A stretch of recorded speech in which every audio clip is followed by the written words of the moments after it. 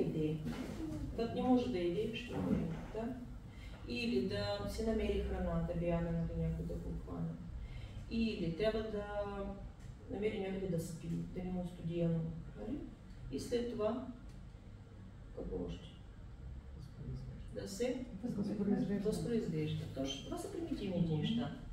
И те са свързани с нарушенията в органи и системи, които се регулират от мозъчния ствол. Малкият мозък, съответно, както казах, и паренхим, те са произлезли от мезодермата и за разлика от старата, тези, които се регулират от паренхима и са произлезли от новата мезодерма, това са тъканите, тъкани органи, които винаги след някакъв конфликт, винаги след някаква травма психологическа стават по-силни